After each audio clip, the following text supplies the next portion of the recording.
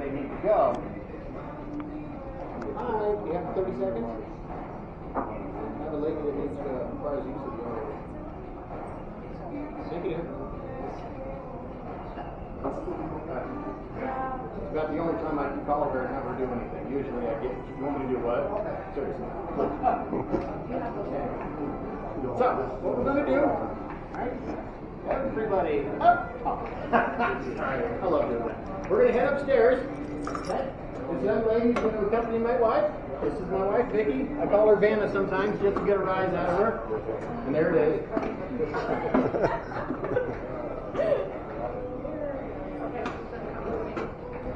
If you like to take photographs, please take as many photographs as you want, okay? In freeze. You got it. You're absolutely right. Yes. You're not going to do your demonstration on how? Not yet. Oh, of course. How are you both doing again? We're all here. Absolutely wonderful. I have it ready. Yep. All right, one of the neat things about this old hotel, it has millions of secret, okay, about 4 secret doors, and this is one of them.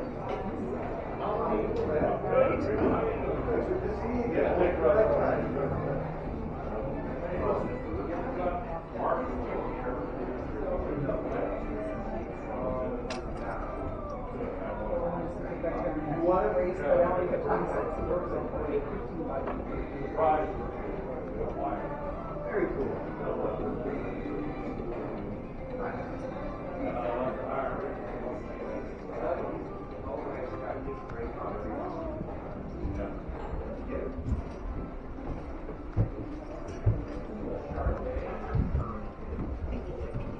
Have you been? No, yeah, I'll be checking them. I got it. What kind of film? Paper.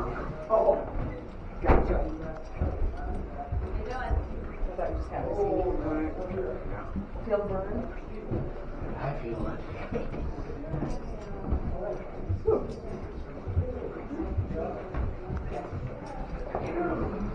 We got to see in this room.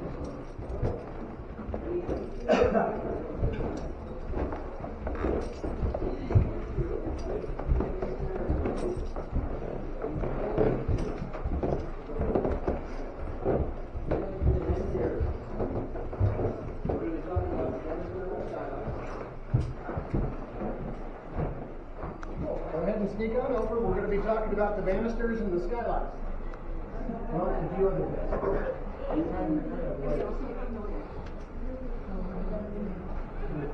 Perfect. Matthew? Yep. Are you good? Yeah. Or do you need me to try to swing up later? You can swing up in about 15.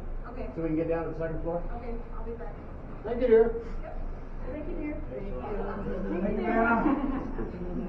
Hey, you know, honey, it's manager now. Wow. Did you see that? Did you see that bus? The tracks right there? Oh my God. Yeah, I'm going to pay for that one later. Okay. All right. If you like to take photographs, looking for those who passed beyond the veil, or if you just like photographs in general, it doesn't matter. Take them in spots of 3 or more. Just 1, 2, 3, 1, 2, 3. Something as simple as that, okay? If you're going to try to look for those who've passed, okay? If you try and catch them with your eye and then take a picture of them, they're gone. If you can even see them. The camera has the ability to be able to pick up subtleties that the eye has long since forgot how to notice, okay? Be amazed at what you can find pop up, especially on groups this big, okay? Usually we recommend folks take photographs in the hallways. That seems to be where we have a lot of our activity, especially on the second and third floor, which conveniently is where we stand. So, while we're standing here, feel free to take photographs of me all you want. I don't charge. The skylights. I'm going to take focus our attention on the skylights. Thank you. That little banister that's in front of you is original to the building. Okay. Now let me preface that a little bit. The building was built 1879, right? Survived the fire of 1879, and again the one in 94. But after the fire of '94, took the hardware store, Seth and Sol got together and they said, what do we need? Do we really need another hardware store here in Deadwood? No, there's already another half a dozen in town that survived the fire. What do we need? Well, we need a high-class hotel. We had a bunch of boarding houses, but we really didn't have a real high-class hotel, and so they set about doing it. They spent $45,000 in 1895. That translates to about 1.8 million today.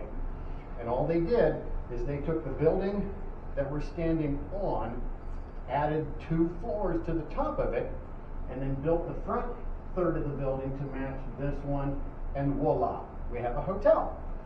63 rooms up here, believe it or not. 2 bathrooms. Room 14 on the 2nd and 3rd floor. That's where the bathrooms were located. We have 1 bathroom per floor. Number 47? So, that banister, like I said, is original. Now, if you look on the other wall, on the far wall of that skylight, what's sitting over there that might look a little weird? Banister. Right? That banister is right behind a solid wall, which makes no sense until you think about before the renovation in 1990, that wall did not exist. That was a hallway that went all the way around the top 2 floors. That was the only way we were going to be able to score 63 rooms. Most rooms back in the day were approximately 10 by 10. Most travelers in 1895 didn't need anything more than basically a single bed and a place to, a chair to put your boots on. That was about it. Okay. The way we were able to convert that from 63 to 28 is the preservation committee said you can't come in here and just willy-nilly tear everything out. You have to maintain a little bit of history behind it. So what they did is this room, for an example, this was 1 room right by itself right here. So what they did is they kicked out the middle wall to the room next door, kicked out 2 more walls, and this room actually goes all the way to the far wall, and then they would close off that hallway so that we could then utilize it for bathrooms, extensions of the hallway, things like that. That's where that comes from.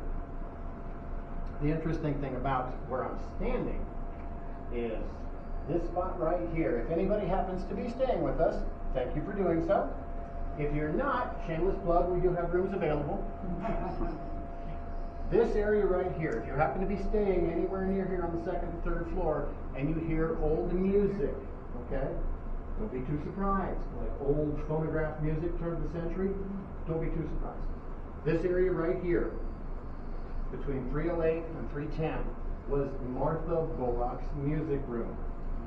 Martha was Seth's wife, and when Seth and the boys would get together to go downstairs to the bar, the boys would, of course, smoke cigars, drink whiskey, play cards, and talk shop. Well, what would the ladies do? Since it was a gentleman's club, the ladies weren't technically allowed, well, they would come up here and do the same thing, except they would listen to music at the same time. We've had reports. Not 2 weeks ago, I kid you not, Sunday morning, a lady was checking out at 208, which is right beneath our feet. She actually came up to me, I was sitting at the front desk, and she goes, "Why were you guys pumping music upstairs at 3 o'clock in the morning?" I kind of stubbed my nose, and I'm like, "Well, what kind of music was it?" She said it sounded like old AM music. Okay, how did it go? She said it would kind of come, and then would back off a little bit, and then you could really hear it very well, and then it faded away for good. I said, "Okay, now where was it coming from in relation to where you were at?" Well, she said, "Well, I was laying in bed, and I could hear it coming from up above me and slightly to the right," which points right here. I kind of giggled, and I said, "Well, let me answer your question in 2 parts. One, we don't even have speakers up here, so I can't pump music up here. And 2, I would certainly choose something besides 1900 phonograph music. There's 100 genres I pull from besides that, before that pull from that one." She said, she asked me, she said, "What was I hearing?" I said, "You were hearing Martha playing music in her old room." She goes, "You're kidding." She didn't say a whole lot after that. She just kind of thought about it. Any questions? This is the hallway that Cinder said. We were in 10, they were in 8 when that went down there because we heard them too. So you heard them run by. stuff. We were kind of like, who the I- dumbasses that were doing that? I heard running down the hall. We I'm in did. 308 right there. So I do, that lady.